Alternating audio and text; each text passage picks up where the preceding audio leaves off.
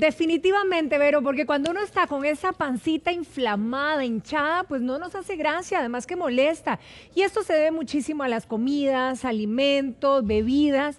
Dicen que hasta mascar chicle podría eventualmente inflamarnos ese estómago. Pero bueno, vamos a hablar de todo esto. Si sufrimos de gases, de estreñimiento y nuestro abdomen, como les dije anteriormente, se inflama con frecuencia, pues hoy está con nosotros el doctor Hernando Valverde, él es proctólogo y nos va a ayudar con todo este tema. Doctor, muy buenos días. ¿Cómo está usted? Buenos días, gracias por la invitación, muy bien. Ay, doctor, la primera pregunta, ¿verdad? Y la que nos hacemos todas las que tenemos este problema. ¿Por qué se me inflama la panza? Y además a muchas de nosotras se nos pone, nos tocamos y el estómago está duro, duro. Es una cosa interesante. Lo más común es que lo que se distiende y lo que produce muchísima distensión es el colon en sí, no es tanto el estómago. El estómago puede darnos una molestia como de que de un fuego, un ardor, pero esa distensión típicamente es provocada por distensión en el colon. Lo que la gente llama en la calle popularmente la colitis. Hay muchísimas causas. Una de ellas, finalmente, después de hacer un estudio, puede ser el estreñimiento, que es desafortunadamente muy frecuente en nuestra sociedad. Ahora, ¿cuál es la zona que se inflama? Porque, ¿verdad? Se registra en diferentes, hay personas que está más alto, otras que se les baja casi como al vientre. ¿Cuáles son los órganos que se ven impactados, digamos, en esta zona, doctor? Pues más que órganos es igual, todo es el colon. El intestino grueso, Patricia, es como un marco, de hecho se le llama el marco colónico. Ajá. Entonces él asciende por todo el flanco derecho, pasa el transverso por debajo del ángulo de las costillas, baja por el lado izquierdo y el recto, después hace sigmoides y recto, entonces es la parte que sentís como en el vientre. Entonces perfectamente todo el abdomen se puede extender, te puede doler el lado izquierdo, el lado derecho, la parte superior, como muy bien mencionás, y entonces el colon per se, al ser un órgano tan grande, puede molestar en varias partes del abdomen. Entonces, desde un lado hasta todo el abdomen y se ponen como un bombo, sí, distendidísimas, sí, porque puede contener muchísimo aire. Ahora, ese aire, esos gases, ¿por qué se producen? Hay muchísimas causas, pero entre otras, por problemas de alimentación, cosas que unas dietas bajas en fibras, poca ingesta de líquidos, principalmente de agua, entonces eso favorece que las bacterias que tenemos en el intestino estén más tiempo produciendo ese gas y haya más distensión. Por movimientos muy lentos del colon, favorece que estas bacterias se reproduzcan más y producen muchísimo más gas. Ahora, los gases, ¿verdad? ¿Nos podrían realmente afectar en algo si es que nosotros no los controlamos o no trabajamos en eliminarlos? Es más la molestia que otra cosa. O sea, no es que uno diga que el colon se va a explotar. El colon se puede perforar por algunas otras situaciones, no en sí por el estreñimiento, sino porque asociamos o cáncer o divertículos o algún otro tipo de patologías que pueden provocar perforaciones en el colon, no en sí porque se distienda. Ya ahí habrán otras cosas que se llaman megacolon tóxico y demás, que son cosas que no tienen propiamente que ver en sí con esto, pero que sí podrían provocar que haya perforaciones en el colon. Pero aparte la enorme molestia y la distensión que uno no puede ni respirar ni demás, porque la misma distensión comprime el diafragma hacia arriba y no te deja ni respirar bien y te desabotonás el botón, porque no logras, no tenés paz de ninguna manera. Pero fuera de eso, de alguna manera tratar de movilizar el colon para que expulsemos el gas es lo que necesitamos hacer. Ahora, hombres y mujeres que padecen de esto de manera recurrente, ¿verdad? Y que están con gases todo el tiempo, ¿qué puede indicar eso en este paciente o en esta persona? Pues bueno, eso es muy variable, pero para que tengas una idea, hay 7 grandes grupos que pueden provocar estreñimiento. ¿Okay? De entre eso están problemas propiamente con el colon, que sean mecánicos, lo que hablamos de cáncer, divertículos, pólipos, algún otro problema de estos. Pueden ser problemas propiamente neurológicos. La gente que ha tenido derrames o que tengan problemas neurológicos pueden tener problemas. Lo hemos visto inclusive con gente que tiene sus problemas de Alzheimer y demás, y les pueden tener problemas mecánicos. Problemas musculares, problemas de amiloidosis. Y otro problema finalmente es problemas de nutrición y medicamentos que puedes estar tomando. Entonces, como vemos, la parte nutricional es una de las 6 grandes posibilidades que tenemos de tener estreñimiento, pero podemos tener otro montón de problemas que no es propiamente específicamente dedicado solo a la nutrición. Es solo una de ese abanico de posibilidades, imagínense ustedes. Ahora, cuando hablamos de este tema, sabemos que nosotras, bueno, sabemos no, por lo menos nos hemos instruido para esta entrevista y somos nosotras las mujeres las más propensas, doctora, así como un montón de sorteos que nos ganamos. Sí, las mujeres después de los 40 años son más propensas a un montón de cosas, porque empiezan a tener problemas hormonales y entonces dejan de tener la protección que tenían sus estrógenos, ¿ok? Híjole, Eso por las un lado. hormonas Y por el también otro lado, tienen que ver con y por el esto. otro lado, exactamente. Y por otro lado es que la mujer socialmente no toman tanto líquido y comen diferente porque ustedes no pueden ir a orinar fácilmente en cualquier lugar. Entonces las mujeres típicamente no toman agua, típicamente tienen menos ingesta de líquidos y el colon lo único que hace principalmente es absorber agua. Y ese agua que absorbe lo que hace es que al final las heces sean más sólidas. Entonces típicamente las mujeres padecen más de estreñimiento que los hombres por esa razón. ¿Qué le parece, doctor? Tenemos también con nosotros a Tatiana Céspedes, ella es nutricionista y justamente hoy también nos visita y nos acompaña en esta entrevista a la cual usted también, vámonos para allá, porque usted bien mencionó que uno de esos 6 grupos es la alimentación. ¿Cómo estás, Tatiana? Muy buenos días. Bien, gracias. Contanos, Tati, ¿cuáles son los alimentos que una persona que padece de gases, estreñimiento, no debería de comer?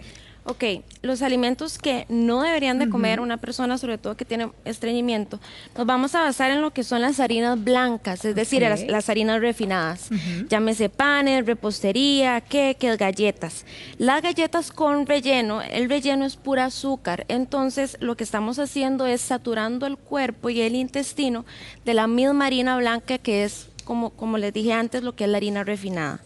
Por ejemplo, también tengo el azúcar en sí, y alimentos con cafeína. Entonces, el café puede llegar a estreñir. Qué cosa más rara, perdona, porque cuando mucha gente dice, bueno, es que si yo no me tomo el café, no se me mueve la panza, no se me mueve el estómago. Entonces uno dice, bueno, ¿dónde está? Sí, lo que pasa es que el café y el té negro son diuréticos. Entonces, nos van a hacer ir al baño, pero ir a orinar. Pero por otro lado, por el contenido de cafeína que tiene, más bien nos estreñe. Aparte de esto, tenemos lo que es la ingesta de gaseosas, alcohol, comidas rápidas, todo lo que son papas fritas, hamburguesas, pizzas, ¿verdad? Esos son los alimentos que prácticamente nos estreñen más.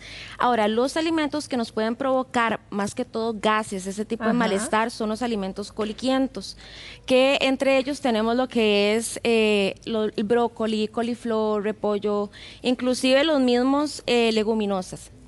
Por un lado, las leguminosas, llámense frijoles, garbanzos, lentejas, nos ayudan porque aportan fibra, entonces nos van a ayudar a lo que es el estreñimiento. Pero por otro lado, resultan un poco coliquientos. Entonces, la recomendación sería poner, si van a hacer, por ejemplo, garbanzos al día siguiente, entonces dejarlos en agua la noche anterior como para que ese efecto pues se les vaya quitando. Y así van a producir menos cólicos o del todo nos van a proteger para no tener ese efecto. Exactamente. Ahora, doctor, ¿por qué las personas sufren de estreñimiento? ¿Qué lo produce? Como te decía, hay 7 grandes cosas que lo podrían hacer. Aprovechando la presencia de Tatiana acá, mucho es la parte dietética y eso es lo que finalmente tenemos que insistir muchísimo en la gente. Claro. Sin embargo, en forma práctica vamos a decir que puedes tener problemas de estreñimiento porque tu movimiento intestinal es muy lento. Esa es una. La otra es porque puede que tengas movimiento intestinal normal, pero esté asociado a problemas de estrés, que se te libere estamina, lo que llama la gente la colitis famosa. O puedes tener ya problemas finalmente en la mecánica, como expulsar las heces, y tengas problemas propiamente ya en el recto o en el ano, y que ahí es donde vengas a tener problemas. Si descartas que tenés estos problemas de tipo mecánico, entonces ya tenés que enfocarte en hacer cambios en tus hábitos, en lo que podemos hablar de que hay gente que se sienta y tiene que tratar de expulsarlas con la mano, las heces, porque son muy duras. Híjole. Pero es gente que normalmente no tiene una dieta adecuada. Después de que hayamos descartado con una colonoscopía que tiene alguna patología mecánica que le pudiera estar causando problemas para defecar, pues entonces habría que enfocarse muchísimo en esta parte. Afortunadamente, lo que te decía, la nutrición solo es una de 6 o 7 grandes cosas que pueden provocarla. Sin embargo, el 95% de los problemas de constipación se manejan en forma dietética. Solo un 5% van a requerir que tengamos que hacer algún procedimiento quirúrgico o alguna cosa porque tiene alguna patología que no está asociada directamente a la nutrición. De ahí que esta parte es tan importante, porque esto es lo que va a provocar que el 95% de las personas mejoren de su estreñimiento si comen bien. O sea, que realmente con un cambio de alimentación podemos mejorar a la mayoría de estos pacientes. Totalmente. Pero uno se pregunta también, ¿por qué hay niños tan pequeños que ya vienen con problemas de estreñimiento? En los niños sí ya hay otras cosas porque ellos sí pueden que tengan algún otro tipo de patología congénita que sí es importante investigar. Ellos pueden tener unas cosas que se llaman enfermedad de Hirschsprung, que no tienen unos nerviecitos en una parte del recto y puedan tener una serie de problemas de estos. Y muchísimas veces no los encontramos ya en la vida de adolescentes o adultos porque no se hizo el diagnóstico adecuado, porque, pobrecito, va cada semana o cada 2 semanas a dar del cuerpo y resulta que tenía algún problema tipo mecánico que no se estudió. ¿Okay? Entonces los niños tienen eso. Además de que la alimentación en los niños, aquí Tatiana no me deja mentir, es súper difícil de tratar de mantener. En las escuelas, lo que hacen en el colegio, ellos suelen comer muy mal en ese sentido. Entonces hay que insistirle muchísimo desde el hogar que tengan una dieta adecuada para que ellos se acostumbren y tengan buenos hábitos en eso. Ahora, ¿cómo le ayudamos a la gente en general, Tatiana, a poder limpiarse el intestino y a evacuar más fácilmente a todos los que tienen inconvenientes con esto? Ok, tanto en niños como en adultos, como dijo el doctor Valverde, es súper importante tener una dieta pues adecuada y saludable, pero no solo va aquí también lo que es la alimentación en sí, sino los hábitos alimenticios y el estilo de vida. Por ejemplo, el hacer ejercicio por lo menos 3 veces a la semana, el estar activos de 30 a 45 minutos, eso ayuda muchísimo, el tener una ingesta de líquido adecuado también, y el hecho de hacer también los tiempos de comida, que mucha gente esos hábitos no los tiene. Entonces, teniendo esos hábitos junto con una alimentación adecuada, rica en fibra, vamos a poder ayudar al intestino a limpiarse. Ahora, es sumamente importante que cuando tengamos una alimentación alta en fibra, tengamos una ingesta de líquido adecuado. ¿Por qué? Porque si no tenemos una ingesta de líquido adecuado, más bien por el aporte de fibra que estamos teniendo por la alimentación, lo que vamos a hacer es crear el efecto contrario. Es decir, la fibra, en vez de ayudarnos al estreñimiento, más bien se va como a pelotar, por así decirlo. O sea, nos va a obstruir de alguna manera. Exactamente. Entonces, la fibra necesita, para poder funcionar adecuadamente y limpiar el intestino, necesita de una ingesta adecuada de líquido. Eso sí que es importante, porque la verdad es que nosotros oímos fibra, y muchas veces a lo mejor no estamos tomando el líquido necesario. Exacto. Ahora, doctor, una cosa que además se suma a esto, porque precisamente una de nuestras amigas televidentes está preguntando que ella tuvo el intestino obstruido en algún momento. Digamos que se lo normalizaron, pero ella siempre continuó con problema de gases. Puede suceder varias cosas. Y problemas de inflamación en la pancita. Entonces, puede suceder varias cosas, exacto. Antes de que se me olvide lo que estaba diciendo ahora Tatiana, es muy importante. Nada como la fibra natural. Pero a las personas que por una u otra razón les mandan algún medicamento de fibra, siempre les dice que es 1 o 2 cucharadas en un vaso de agua y a continuación otro vaso de agua. Eso viene a recalcar que la fibra es muy buena siempre y cuando también tomemos la suficiente cantidad de agua. Porque como les digo, el colon lo único que va a hacer, ya lo que llegó al colon, el organismo lo va a desechar. Entonces el colon lo único que hace es absorber agua. Hace un pequeño intercambio de bicarbonato y otras cosas. Pero lo más importante es absorber agua, porque el organismo lo que va a hacer, ya lo voy a botar. El organismo dice, por lo menos voy a aprovechar ese agua. Entonces lo que llega al inicio al colon, a lo que sale, si pasa mucho tiempo, pues obviamente va a absorber mucha más agua si no tengo la suficiente cantidad de ingesta de agua. Entonces va a ser una piedra al final. Entonces hay una clasificación que se llama de Bristol, que es como para la gente tratar de decir cuáles son las características de tus heces. Entonces tiene 7 grados. Va desde las famosas pelotitas de como conejo. Como de oveja, sí, exacto. Hasta las líquidas, como cuando la gente tiene cólera, que es líquido. Entonces en todo ese lapso hay todo la clasificación en las que pueden ser como heces acintadas, como una serpiente o como grumos, etcétera, etcétera. Pero entonces es muy importante que el paciente toma bastante agua, tenga una ingesta muy alta en agua, junto con la fibra, que es importantísimo. Lo otro que me estabas diciendo ahorita era... La paciente... Que estaba obstruida. Sí, pero que a pesar de que se lo trataron, ella siempre sigue padeciendo. Hace 2 años se lo corrigieron, pero sigue padeciendo de la pregunta aquí importante es, y de gases. Lo importante aquí es, ¿se lo corrigieron o ella mejoró? Porque lo más importante es si se hizo una colonoscopia para ver cuál era la causa de esa obstrucción. Porque como te digo, pueden ser un montón.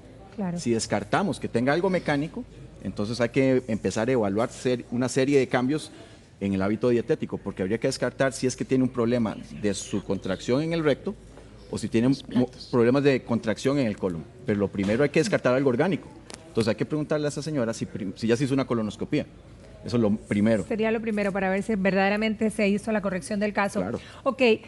¿Por qué se hace perezoso el cuerpo en general, el intestino, el colon, todo que realmente nos acarrea todas estas complicaciones? Ok, como dije antes, mucho de eso es la inactividad en la que ahora vivimos. Antes era totalmente la alimentación diferente, ¿verdad? Y también inclusive el estilo de vida y el ejercicio que uno hacía. Entonces, es el estar siempre activo y el tener una alimentación rica en fibra. ¿Qué es lo que tiene fibra?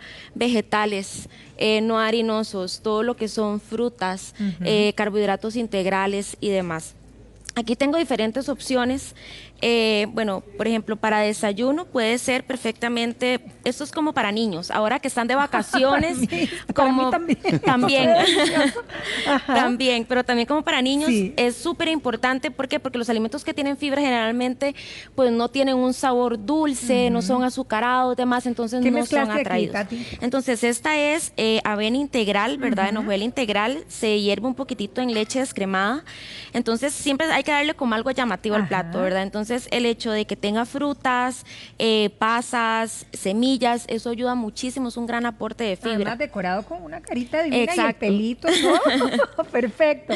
Y en este caso... Después de ese tenemos lo que es el parfait de frutas, ¿verdad? En donde tenemos un yogur natural, descremado, granola sin azúcar y frutas. Una fruta que ayuda muchísimo es la papaya, la ciruela, ¿verdad? Todos también alimentos que tengan pectina. La manzana también ayuda mucho. La fruta en la medida posible que se pueda consumir con cáscara, muchísimo mejor porque tiene más fibra. Por otro lado, tengo lo que es como tipo almuerzo cena, que puede ser un bowl de quinoa. Se adereza la quinoa y se puede pues empezar a hacer el bowl con lo que son vegetales, ¿verdad? Tomate, zanahoria, inclusive se le puede añadir hasta fresas. Y este batido que puede ser de merienda, que es un batido de avena con ciruela. Entonces, para los niños también, si no les gusta comer ese sabor, a veces a ciruela se le puede agregar un poco como de puré de manzana, como para que le dé un sabor pues dulcito y a la vez que sea natural. Y las galletas integrales, ¿verdad? Que de avena, que sería pues lo ideal en lugar de las galletas que contienen relleno, que son refinadas. Perfecto. Ahora, doctora, hay un amigo televidente que nos pregunta que tiene hernia hiatal. ¿Qué puede hacer en este caso? Bueno, la hernia hiatal en realidad no tiene ninguna relación propiamente con el problema de estreñimiento. La hernia hiatal, lo que sucede es que el hiato entre el tórax y el abdomen, que es por donde pasa el esófago hacia el estómago, se ha hecho muy grande. Entonces ese hiato se ha hecho tan grande que el estómago se mete un poquito en el tórax y eso favorece que el paciente tenga más reflujo. ¿Okay? Entonces por eso se llama hernia hiatal, porque se hernió el estómago por el hiato del diafragma hacia el tórax. Entonces eso ha alterado que el paciente pueda tener su sistema de presión entre el esófago y el estómago y tenga mayor facilidad que el ácido que produce su estómago suba al esófago. Entonces este paciente tiene lo que llamamos pirosis, que es que siente esa sensación de quemazón en todo el detrás del esternón, porque está subiendo el ácido hacia el esófago. Puede que tengan hasta irritación, tengan algo de disfonía, o sea, puede estar roncos, y eso por la hernia hiatal. Hay una serie de medicamentos para disminuir la producción de ácido. Primero igual, tiene hernia hiatal, me imagino que es porque se hizo una gastroscopía y sabe que tiene una hernia hiatal, que puede tener varios grados. Si no mejora con el tratamiento médico en 3 a 6 meses, es probable que requiera hacer un procedimiento quirúrgico, que ahora lo hacemos por la laparoscopía, es ambulatoria, se opera y se va el mismo día para la casa. Excelente. Y resuelto el problema. Perfecto. Doctora, hay otra amiga televidente que pregunta por su niña, porque dice que tiene 13 años, le operaron hace un tiempo de apendicitis, le quitaron el apéndice, pero cada vez que va al baño le duele la parte izquierda. ¿Tiene alguna relación? En realidad, probablemente no tiene ninguna relación. Sin embargo, cualquier procedimiento quirúrgico que hayas tenido en el abdomen, tenés el riesgo de desarrollar adherencias, que llamamos, que son como la inflamación que se produce en el peritoneo y se pueden producir adhesiones entre el intestino entre sí y puede provocar dolor o en algunos casos obstrucción. Si le duele en el lado izquierdo y el apéndice está en el lado derecho, es poco probable que sea por adherencias, más es probable que sea porque tiene una lucha de su colon para movilizar las heces, y en esa parte, en el lado izquierdo, donde está lo que se llama la parte sigmoides del colon, que es la parte más estrecha del colon antes de llegar al recto, y es donde puede haber más problemas y hay más presión, y es donde con el tiempo, si no se corrige por estreñimiento, empiezan a formarse saquitos en el intestino que le llamamos divertículos, que pueden perforarse o sangrar. Ok, ahora, en otra consulta también, pero en este caso de la madre de una amiga nuestra televidente que dice que la mamá tiene 64 años, ¿verdad? Y donde bueno, creo que generalmente donde le duele la pancita se le pone literalmente tiesa, dura. Dice que es una cosa, pero como una piedra. Estoy segura que hay mucha gente en casa que le pasa lo mismo. Claro. ¿Hay que preocuparse por esto? Hay que consultar siempre. Lo que sucede muchísimas veces es que la posición del intestino o del colon está muy cerquita de la pared abdominal. Y entonces esa irritación provoca que haya algo de irritación en el peritoneo y se contraen los músculos, entonces da muchísimo dolor. Entonces, esa es una razón. Y la otra razón es que porque el colon se pone muy tenso, hace un espasmo y eso duele muchísimo y claro, el paciente se lo toca como si fuera algo muy doloroso, sobre todo en personas más delgadas. Y ahora que me menciona la amiga televidente que su mamá tiene 60 y resto de años, igual, empezamos a desarrollar aterosclerosis, que es lo que todo el mundo hablamos del famoso infarto, de las coronarias y demás. La aterosclerosis se produce en todas las arterias del cuerpo, incluidas las que van hacia el colon. Eso puede hacer que no le llegue suficiente oxígeno a nuestros intestinos y haga que también se muevan un poco más lento. Entonces es muy frecuente que veamos en pacientes de la tercera edad con problemas de movimiento intestinal más lento. Ahora bien, no es que porque yo fui una vez al baño y me costó y ya soy fue muy duro, soy estreñida. estreñido. No. Okay. Es en el lapso de 6 meses que por lo menos durante 3 meses con muchísima frecuencia tenga este problema. 6 meses para Sí, declararme, claro, digamos, con estreñimiento. Claro, eso, hay unos criterios que se llaman de Roma y demás, pero el asunto es ese, o sea, no es que, sí, es que me volví estreñido, porque fui una vez, fui a la playa, me deshidraté, me tomé unas cervezas y O demás, cambié muy la alimentación deshidratado, y- sí, exactamente, hice un claro. cambio de hábito, agarré avión, fui a pasear, volví, me estreñí. Pues, no es eso, ¿verdad? O sea, si volvés a tus hábitos de siempre y no vas a tener ningún problema. Vea qué curioso, hay una televidente que nos comenta que ella después de las 5 de la tarde, pero dice que es diario, le empieza a doler la pancita, tiene gases, se siente inflamada, tiene unas punzadas ahí que le molestan. Eso es el hábito intestinal de ella, tiene que evaluar qué es lo que está haciendo. Es como la gente que usted le pregunta, ¿y qué días o a qué hora usted va al baño? Y dice, doctor, yo voy en las mañanas antes de bañarme. Si tu hábito intestinal te hace ir así, Es cierto. maravilloso. Hay gente que es reloj biológico, Exacto. tiene el reloj O ahí, la gente pues. que dice, es pasando el umbral de la puerta y tengo que ir. Ay, sí, ¿verdad? qué terrible, sí. Entonces, como le decimos, son intestinos educados. Es una maravilla. Pero la gente que tiene eso muchas veces es porque sus hábitos en ese momento está haciendo cosas o está cambiando o salió de la oficina, hace cosas que varían y ahí es donde empiezan a tener estas cosas. Entonces, con muchísima frecuencia la gente nos dice, sí, doctor, es que a tal hora me duele o a tal hora voy al baño. Entonces, es su hábito intestinal que está haciendo eso. Entonces hay que corregirlo. Ahora, muchos usan laxantes también. La gente inmediatamente se declara estreñida y uno dice, bueno, no, hay que poner en control esto y empezamos a tomar laxantes. ¿Qué tan malo o bueno? ¿O a quién se le recomienda y a quién no? O sea, aquí las casas farmacéuticas van a brincar normalmente a nadie. Si después de hacer un screening con colonoscopía, con un nutricionista que vea que sus hábitos intestinales también sigue con algún tipo de problema, entonces habría que evaluar si esa persona está teniendo algún problema mecánico en su recto que está provocando esto. Le ponemos un laxante en el caso de la urgencia del momento, pero no es la gente que tiene el hábito de estar tomando laxantes porque doctor, solo si me pongo tal cosa o solo si tomo tal cosa, lo logro. Ya eso está mal. Eso es como que yo tengo calentura y entonces me tomo algo para que me baje la calentura. Hay que ver qué es lo que está provocando esa calentura, porque si estoy poniéndome los laxantes voy a tener esos problemas. Entonces, hay que ver cuál es la causa del estreñimiento. No es conveniente estar en forma crónica usando laxantes. Para alguna urgencia, para algún momento, es importante. Y a raíz de ahí, empezar a ver por qué fue que me pasó ese episodio. Ahora, en el caso, por ejemplo, de cuando nos recomiendan, bueno, coman productos integrales, ¿verdad? Que esto le va a aportar fibra, pero ¿qué pasa con la gente que es alérgica al gluten, por ejemplo? ¿Cuál podría ser eventualmente la opción para ellos? Ok, bueno, los que son celíacos hay también pues varios grados, ¿verdad? Hay gente que es totalmente intolerante, entonces no puede consumir ni siquiera pues harina ni nada que esté ni siquiera cerca o que se haya cocinado en un sartén y ya haya sido lavado demás. Entonces hay que ver también el grado de intolerancia. Por otro lado, no solo tenemos lo que aporta fibra en lo que son carbohidratos integrales, sino que también podemos tener el aporte de lo que son vegetales, frutas, que eso sí puede ser pues totalmente consumible. Aparte de que ahora hay muchos productos que pues son libres de gluten, ¿verdad? Y son integrales y van a ayudar muchísimo.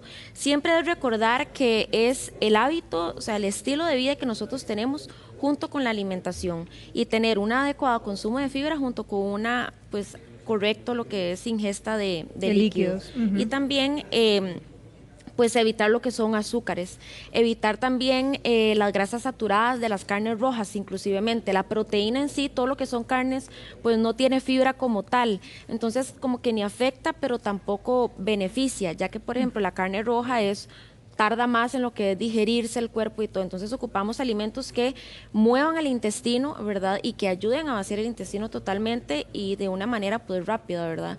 No más bien como lenta, que se pueda como ir tapando, por así decirlo, el intestino.